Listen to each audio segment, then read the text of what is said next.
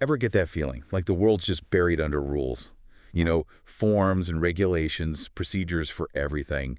And it feels like it's especially bad in education sometimes. Yeah, I get that.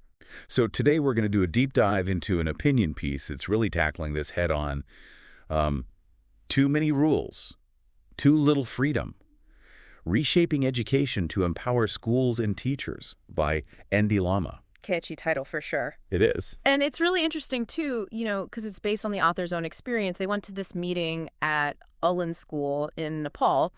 There was a bunch of principals, and they were called there to hear about, what else? More rules and regulations. Ooh, sounds fun. Right. Not the most inspiring way to spend an afternoon, huh? No, not really. And the author, really makes it clear that the atmosphere was, well, it wasn't exactly a place for collaboration and sharing ideas. It felt more like, being lectured about following the rules. You're telling me. There's actually this quote in the article. The education chief says, "We're here from the government to help you."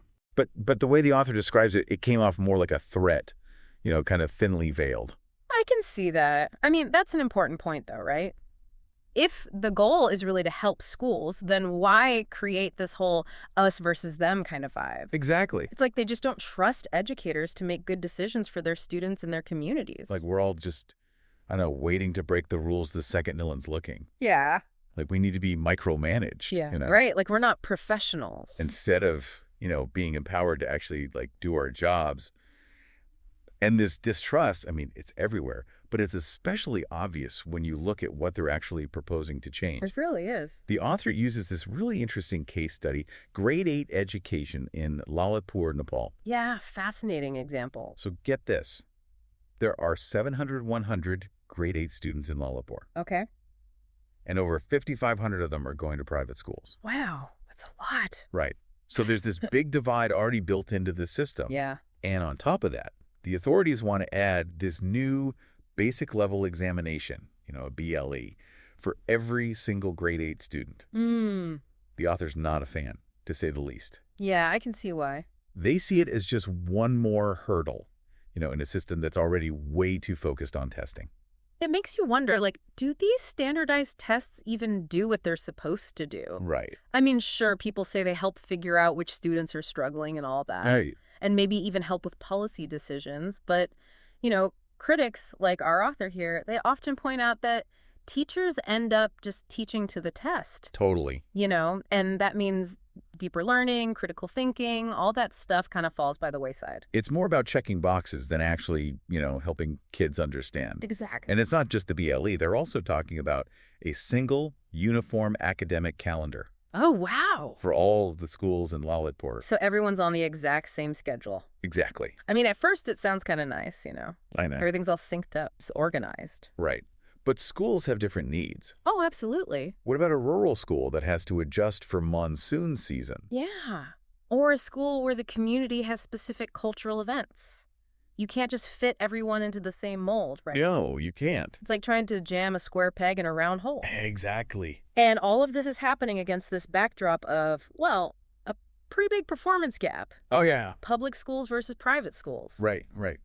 In Lalitpur, the secondary education examination, well, the pass rates are very different. Public schools are at about 55%. Okay. But private schools, 88%. Wow. That's huge. It is. So it makes you wonder, right? Are all these standardized rules and exams really making things fairer?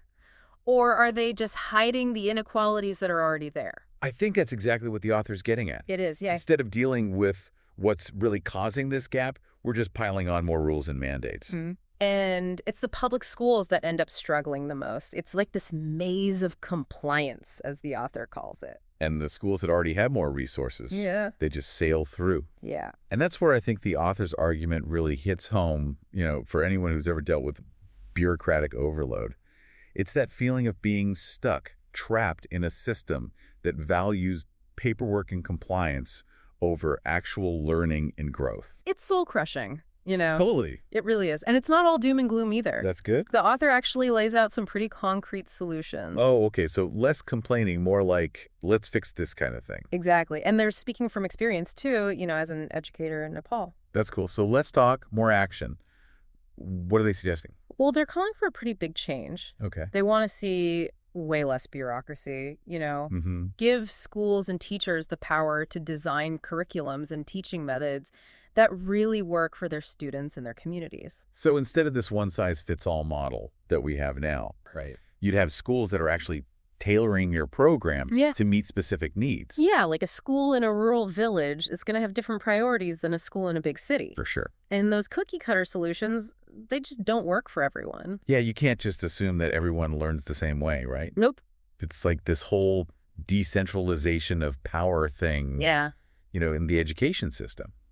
It reminds me of how some tech companies are moving away from all those rigid hierarchies Uh-huh. and towards more like agile, self-organizing teams, That's a great analogy. right? A lot of innovative companies are realizing that the best ideas come from the people who are actually doing the work. Right, not from some boss at the top. Yeah, giving teams more autonomy can lead to better solutions faster. So applying that to education, though, that seems like a huge shift. It is. Are there any examples of this actually working? Oh, yeah, definitely. There are schools and districts all over the world that are trying out more decentralized models. Yeah, they're giving teachers more freedom to create curriculums, personalize the learning experience, even manage budgets. That's amazing. Hmm. But isn't there a risk that giving schools more autonomy could make the inequalities worse? That's a valid point, for sure. What about making sure that the quality is good across the board and accountability? Those are really important questions, and the author addresses them. Oh, okay, good. They're not saying just let everyone do whatever they want. Right. It's about finding that sweet spot Yeah, between autonomy and accountability. right.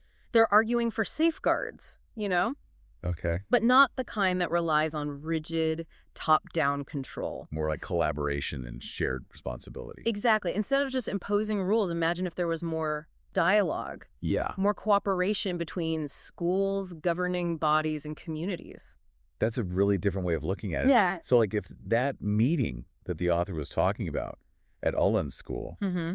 imagine if it had been an actual conversation, It would be amazing. where the principals could talk about their challenges and work together to come up with solutions. Right. Instead of just being told what to do. They'd actually have a say in the policies that affect their schools. Exact. It's like shifting the whole mindset It really is. from fear and compliance to trust and collaboration. Yeah. And recognizing that teachers and principals and communities, they have so much knowledge and insight. They do. They're the ones who see what works and what doesn't. Yeah, it's like we're not tapping into that No, we're not.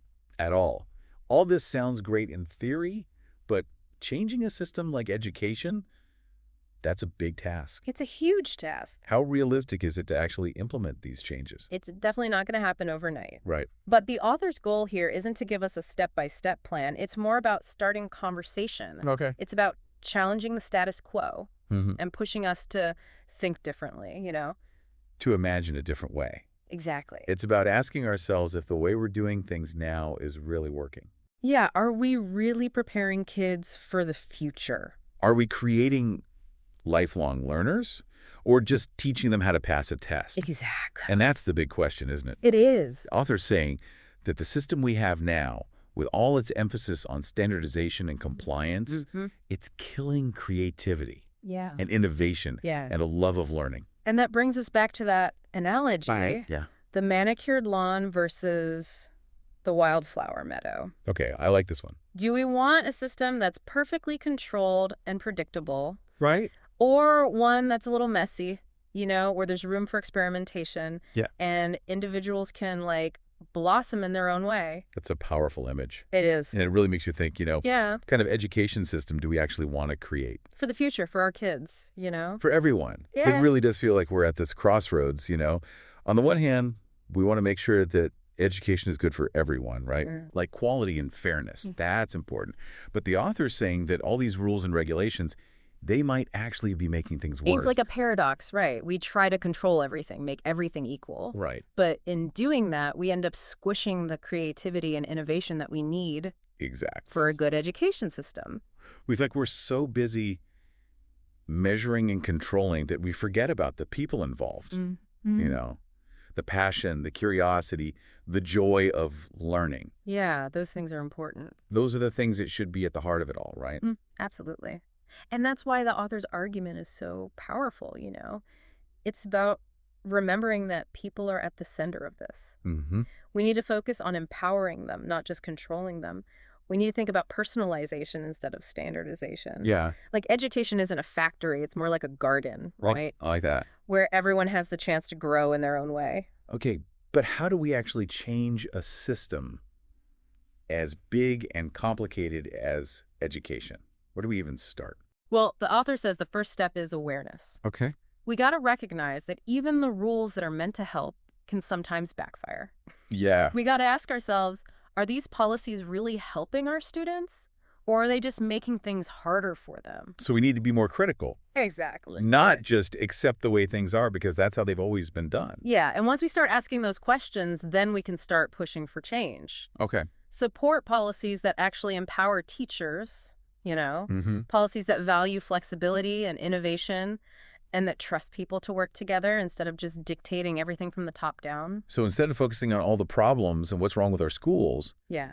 we need to shift the conversation to what's possible. Exactly. Imagine, like, what could be. Right. Imagine a system where teachers feel supported and trusted, Yeah. where students are engaged and empowered, and where communities are actively involved in shaping the future of education. That's a really inspiring vision. It is. And this deep dive, I think it's given us a lot to think about. I think so too. We've got to find that balance Yeah. between accountability and autonomy. We need a system that supports people without stifling their creativity. It's not easy, but it's worth it. So as we wrap things up here, I want to leave you with a question. Okay.